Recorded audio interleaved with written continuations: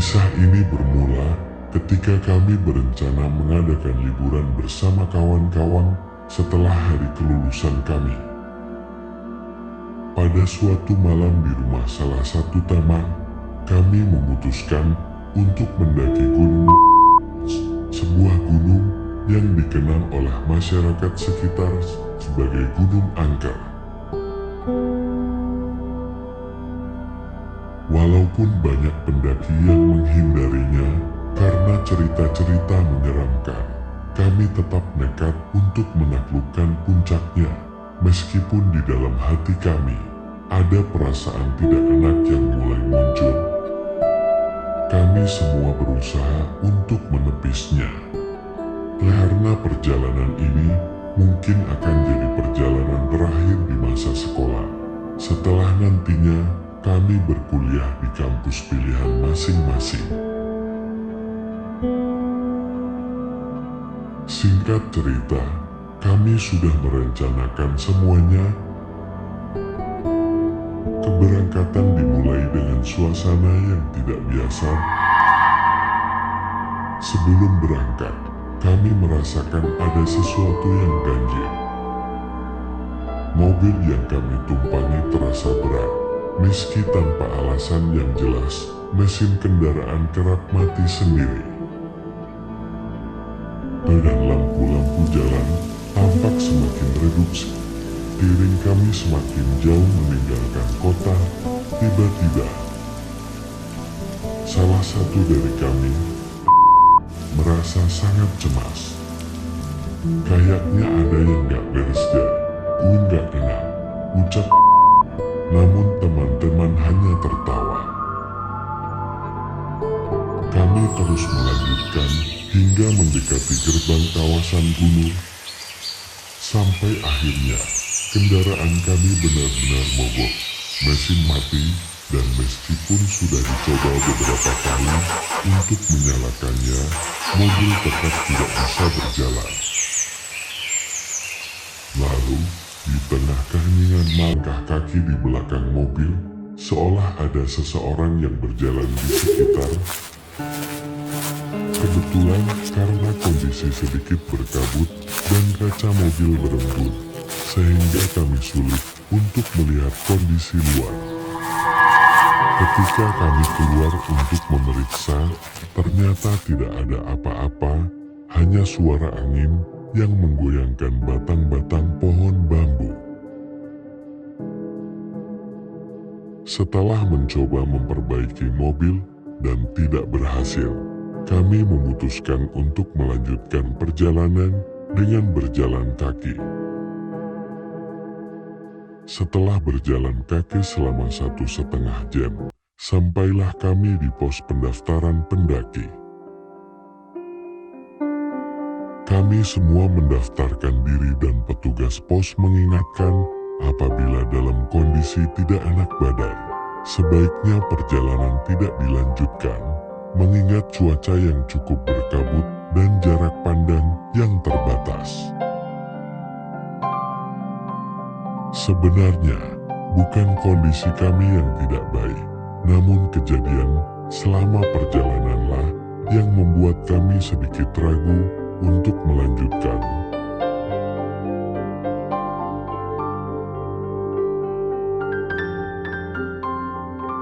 Selang 1 jam kemudian kami tiba di POS pendakian pertama.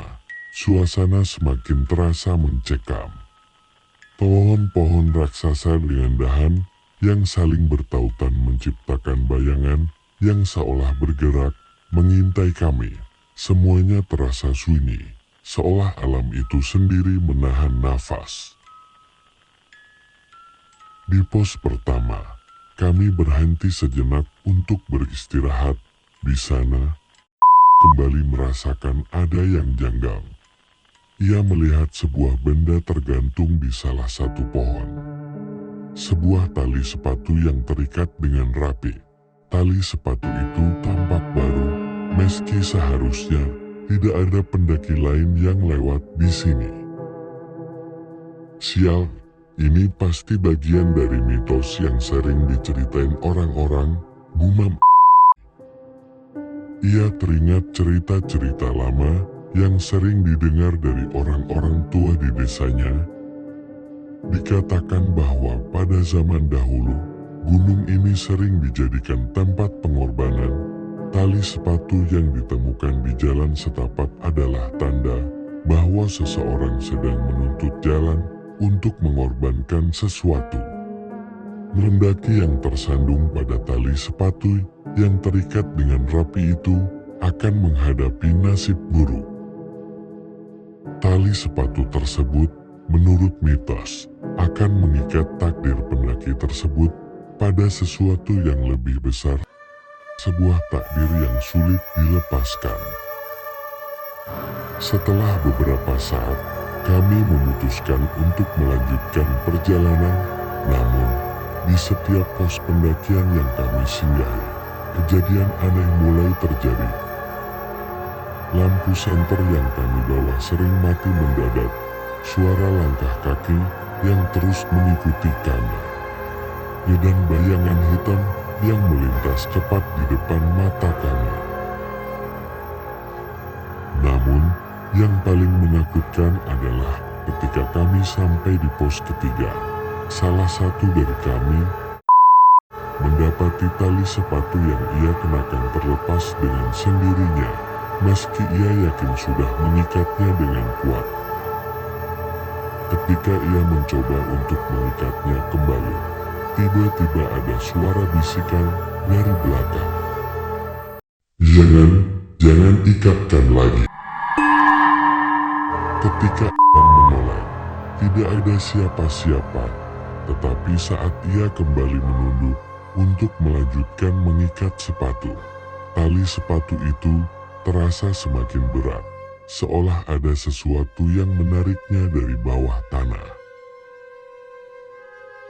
Kami semua merasa takut dan suasana semakin mencekam. Di tengah perjalanan kami, muncul sosok misterius seorang pria yang mengenakan pakaian pendaki kuno dengan wajah yang tidak terlihat jelas. Pria itu berjalan tanpa suara, seakan mengarah ke kami. Semua anggota rombongan terdiam, merasa terperangkap oleh pandangan mata yang kosong dari sosok itu. Sosok itu berhenti di depan kami, seolah memperingatkan kami dengan tatapan yang mengerikan. Tanpa kata, ia melambaikan tangan ke arah kami dan menghilang begitu saja. Kami hanya bisa berdiri kaku, mencerna apa yang baru saja kami lihat. Yang merasa terhubung dengan mitos tersebut mengatakan, ini bukan kebetulan. Tali sepatu yang kita temui tadi adalah pertanda kita harus berhati-hati. Orang-orang yang mendaki gunung ini tanpa menghormati tradisi dan mitos akan mengundang sesuatu yang tidak diinginkan. Kami akhirnya memutuskan untuk turun, tak satu pun dari kami yang berani untuk melanjutkan pendakian. Saat turun, kami melihat bahwa tali sepatu kami mulai terlepas satu persatu. Dengan suara berdesir seperti ada yang sedang menariknya dari belakang.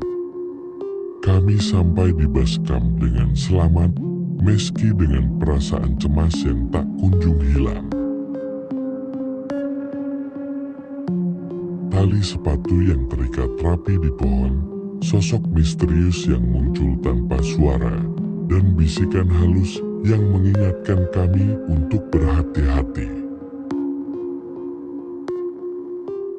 Itu semua adalah bagian dari kisah Gunung Lebat yang tak akan pernah kami lupakan.